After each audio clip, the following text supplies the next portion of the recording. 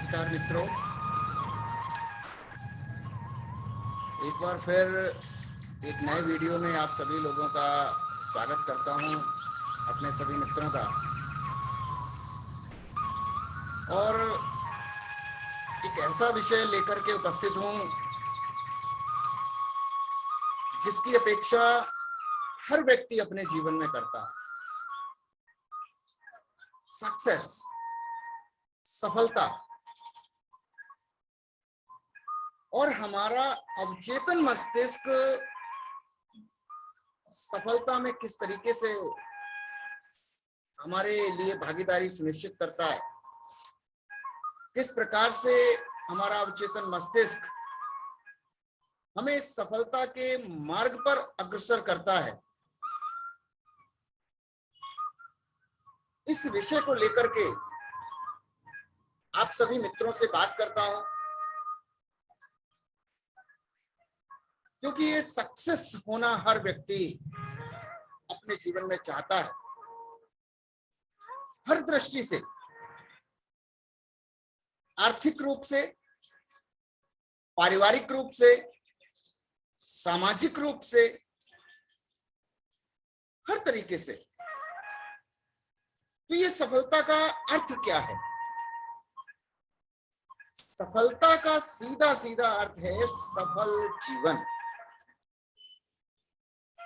इस पृथ्वी पर शांति, आनंद और प्रसन्नता से भरपूर लंबे जीवन को ही सफल जीवन कहा जा सकता है। ऐसे गुणों का अनंत अनुभव हमेशा रहने वाला, यानी कि चिरस्थायी जीवन है। और ये जीवन की कुछ जो सच्चाइयां हैं, जैसे शांति की कामना,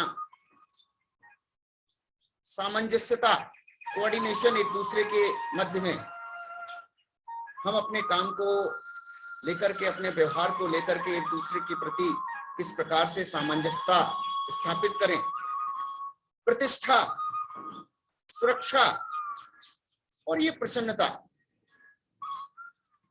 ये ऐसे गुण हैं, ऐसी ये भावनाएं हैं जो अमूर्त हैं। हम इनको टच नहीं कर सकते, लेकिन इनको महसूस कर सकते हैं।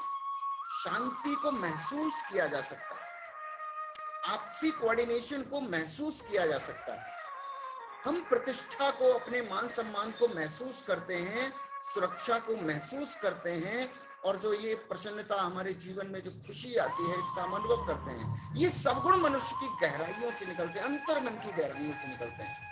और इन गुणों पर अपना ध्यान केंद्रित करने से हमारे अवचेतन मस्तिष्क में स्वर्ग का खजाना जो है बनता है। और ये जो हमारा अवचेतन मस्तिष्क है, ये ऐसी जगह है जहां पर कोई बैक्टीरिया, वायरस, कीड़ा मकोड़ा नहीं पहुंच सकता, इसमें कोई जंग नहीं लगती है।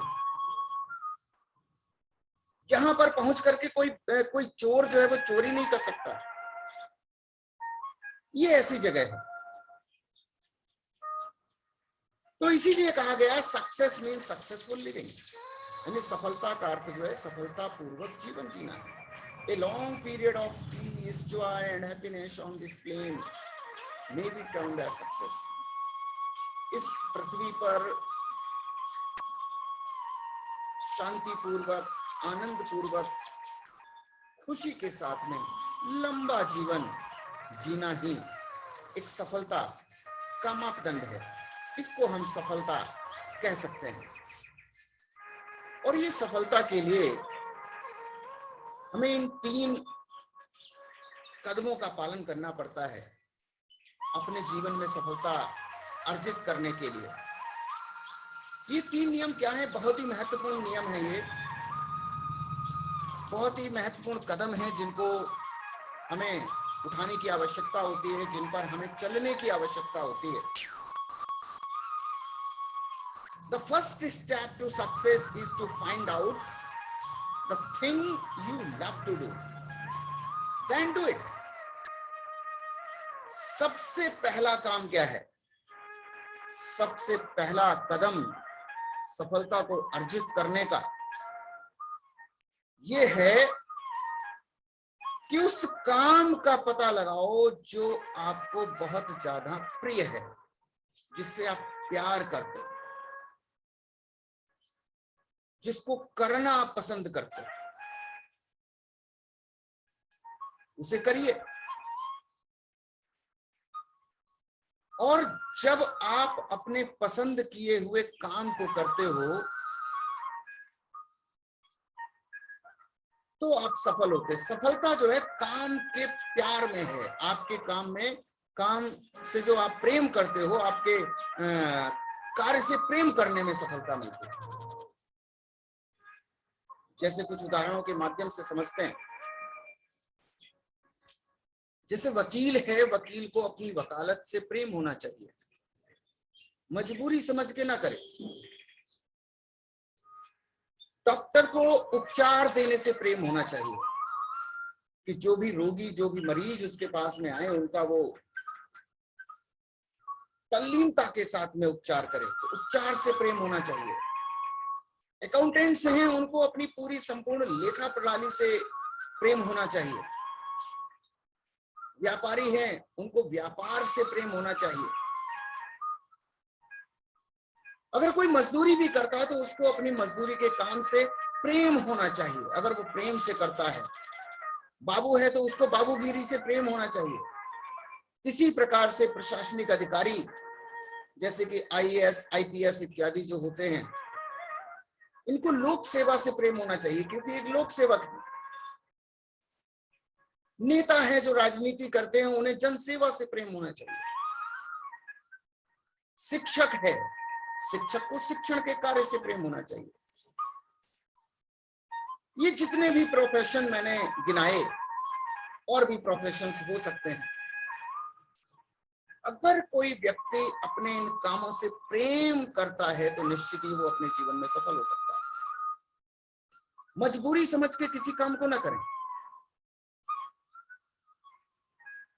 अगर कोई व्यक्ति मजबूरी समझ के किसी काम को करता है तो इससे रचनात्मकता में, कंस्ट्रक्टिविटी में जो है कमी आती है, रचनात्मकता में कमी आती है। ऐसे व्यक्ति के मस्तिष्क में रचनात्मक विचार जो है वो नहीं आ पाते हैं। और जब हमारे मस्तिष्क में रचनात्मक विचार नहीं आते हैं तो जिस प्रगति की, जिस प्रोग्रेस की हमको अपेक्षा है, वो प्रोग्रेस हम नहीं कर पाते हैं। और जब हम ऐसा करते हैं तो हम एक प्रकृति के सतत विकास के काम में बाधा पहुंचाते हैं। प्रकृति का काम क्या है? प्रकृति का काम है निरंतर डेवलपमेंट करते रहना, निरंतर प्रोग्रेस करते रहना। और यही हमारे अवचेतन मस्तिष्क की भी प्रकृति है। हमारा अवचेतन मस्तिष्क भी निरंतर प्रगति के पथ पर बढ़ते रहना चाहता है। तो सफलता प्राप्त करने का पहला जो स्टेप है, पहला कदम जो हमको उठाना है, वो है अपने काम से प्रेम करना। जो कुछ भी काम हो उसको बोझ समझ के नहीं, उसको प्रेम पूर्वक करें। तभी हमारे और आपके मस्तिष्क में रचनात्मक विचार आते हैं। और जब हम अपने किसी भी काम को रचनात्मकता के साथ में करते हैं तो उसमें उत्तम, श्रेष्ठतम परिणाम हमको प्राप्त होते हैं। दूसरा कदम क्या है? The second step is to specialize in some particular branch of work and know more about it than anyone else. अब कार्य के किसी भी विभाग में विशेषज्ञता लाने में दूसरों की अपेक्षा हमको ज्यादा ज्ञान और जानकारी का होना। जो भी हम काम करते हैं उसको, उसमें एक विशेष योग्यता हासिल करनी है। और वो विशेष योग्यता इस प्रकार से हासिल करनी है कि हम उस काम को दूसरों से बेहतर कैसे बना पाए।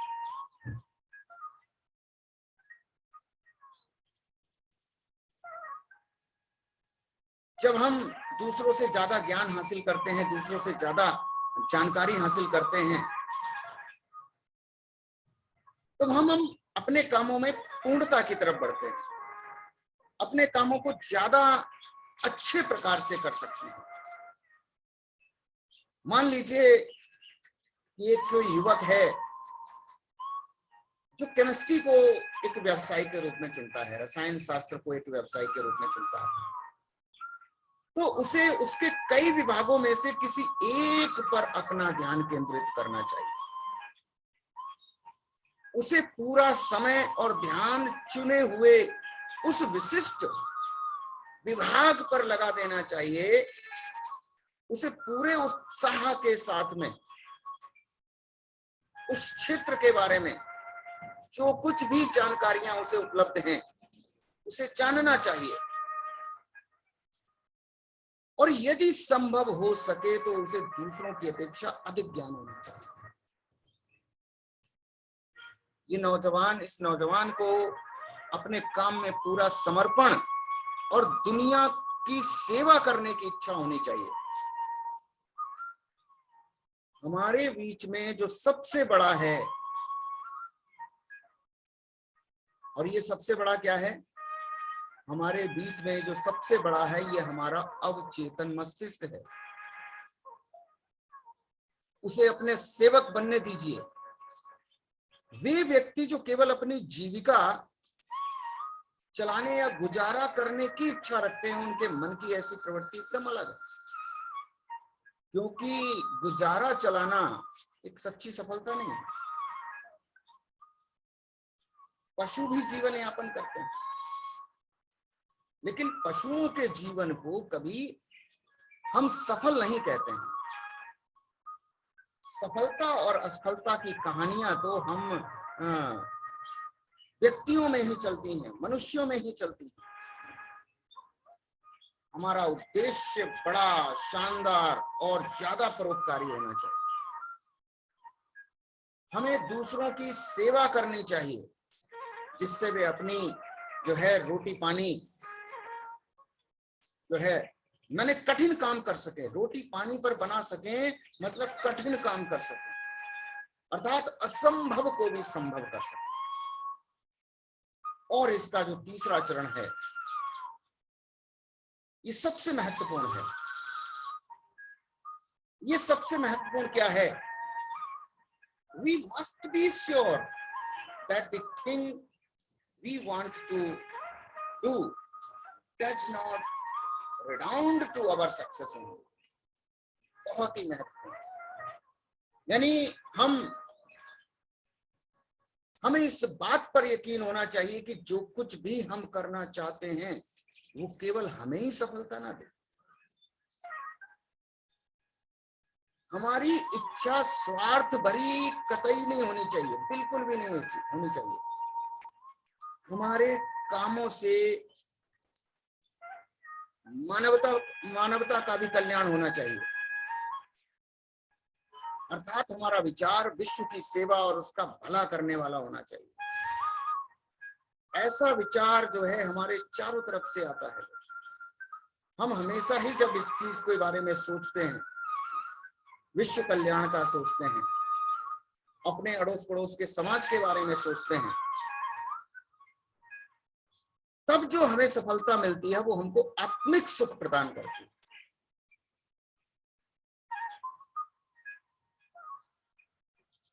यदि हमें इसका पूरा फायदा लेना है और यदि गोला और परिधि जो है अभी तक सर्किल नहीं बना है, तो हम अपनी जिंदगी को जो है जिंदगी में शॉर्टकट या रोड़ा या कठिनाई अनुभव कर सकते हैं। अगर हमने अपने लिए कोई विशेष काम नहीं चुना, और अगर विशेष काम नहीं चुना है जो कि किसी प्रकार की, तो ये किसी प्रकार की कोई लिमिटेशन भी हो सकती है, कोई बीमारी भी हो सकती है। हमारी सफलता से हमें आत्मिक शांति जब मिलती है, हमारे कामों से जब हमें, काम की उपलब्धि से जब हमें आत्मिक शांति मिलती है, तभी हम कह सकते हैं कि हमारा जीवन सफल हुआ। क्या होता है ये सच्ची सफलता का पैमाना? The measure of true success. Success is contingent upon a higher ideal than the mere accumulation of riches. सफलता तो केवल जो है विलासितापूर्ण आलीशान चीजों का संग्रह ही नहीं है, ये तो ऊंचे आदर्श स्थापित करना है। A man of success is the man who possesses great psychological and spiritual understanding. एक सफल व्यक्ति वो है जो मनोवैज्ञानिक और आध्यात्मिक समझ जिसमें पैदा हो जाती है, जो लोगों के विचारों को, लोगों के भावों को समझ सकता है और जिसमें बौद्धिकता का विकास हो जाता है, उसी को हम सफल व्यक्ति कह सकते हैं। अनैतिक तरीके से ढेर सारा धन कमाकर एक व्यक्ति थोड़े समय के लिए सफल तो दिखाई पड़ सकता है, लेकिन जो धन उसने बेईमानी से कमाया, अधिकतर वह धन पंख लगा करके उड़ जाता है। जब हम दूसरों को लूटते हैं तो हम स्वयं को लूटते हैं, क्योंकि हमारी मनोदशा अभावों से भरी हुई है और सीमित है। यह हमारे शरीर में, घर में, जीवन में और हमारी कार्यशैली में हमेशा ही प्रदर्शित होता रहता है। और जैसा हम सोचते हैं और महसूस करते हैं, वैसा ही हम अपने आप को बनाते रहते हैं। हालांकि एक व्यक्ति बेईमानी से संपत्ति तो एकत्रित कर सकता है, लेकिन उसको सफल कतई नहीं कहा जा सकता। मानसिक शांति के बिना हमको सफलता नहीं मिलती। ऐसी एकत्रित संपत्ति का क्या फायदा यदि व्यक्ति चैन की नींद भी नहीं सो सकता, यदि बीमार रहता हो या उसके मन में अपराध की भावना हो। जैसे कि इंग्लैंड में एक बार एक प्रोफेशनल पॉकेटमार था, उसने ढेर सारा धन एकत्रित किया। फ्रांस में उसने गर्मी बिताने के लिए आलीशान घर बनवाया और इंग्लैंड में भी एक शाही घर बनवाया, लेकिन उसे पुलिस द्वारा पकड़े जाने का डर हमेशा बना रहता था। उसका जीवन अस्त व्यस्त था, जिसकी मुख्य वजह थी उसके अंदर बैठा हुआ डर और अपराध बोध। उसे पता था कि उसने गलत किया है। उसके जीवन में तमाम मुसीबतें आने लगी थी। आखिरकार उसने अपनी मर्जी से खुद को पुलिस के सामने समर्पण कर दिया, खुद का जेल काटी। जेल से छूटने के बाद में उसने मनोवैज्ञानिक और आध्यात्मिक सलाह भी ली और उसमें आश्चर्यजनक बदलाव आया। वह काम करने लगा और एक ईमानदार और नियम पालन करने वाला अमीर आदमी बना और अब वह बहुत खुश था। उसे वह कार्य करने को मिला जो उसे बहुत पसंद था। एक सफल व्यक्ति जो होता है वो अपने काम से प्यार करता है और खुद को पूरी तरीके से निखारता रहता है। सफलता संपत्ति एकत्रित करने के बजाय ऊंचे आदर्श प्राप्त करना। आज कई बड़े उद्योगपति और बड़े व्यवसायी सफलता के लिए अपने अवचेतन मस्तिष्क के सही उपयोग पर निर्भर हैं। जैसे तेल के एक बड़े व्यापारी फ्लैगरल ने स्वीकार किया था कि उसकी सफलता का राज उसके प्रोजेक्ट को पूर्ण रूप से तैयार देखने की क्षमता थी। जैसे उसके अपने मामले में उसने आंखें बंद की और एक बड़े तेल उद्योग की कल्पना की, ट्रेन को ट्रैक पर चलते देखा, उसकी सीटी की आवाज सुनी और धुआं देखा। इस तरह देखने और इसी तरह अपनी प्रार्थना को पूरे होते देख उसके अवचेतन मस्तिष्क ने इसे यथार्थ में स्वीकार कर लिया। जब विचार एहसास के साथ में मिलते हैं तो वे एक विषय परक विश्वास अथवा आस्था बन जाते हैं और हमारे विश्वास के अनुसार हमेशा वैसा ही घटित होता है हमारे जीवन में। तो सफलता को प्राप्त करने के लिए इन 3 कदमों पर विशेष ध्यान देना है। सच्ची सफलता के मानदंड क्या होते हैं, इस पर विशेष ध्यान देना है। इस विषय पर चर्चा निरंतर जारी रहेगी। अगले वीडियो में इसी सब्जेक्ट को फिर से कंटिन्यू करूंगा। आज के वीडियो में इतना ही। मिलता हूं आप सभी मित्रों से अपने नए वीडियो में। तब तक के लिए नमस्कार। जय भारत।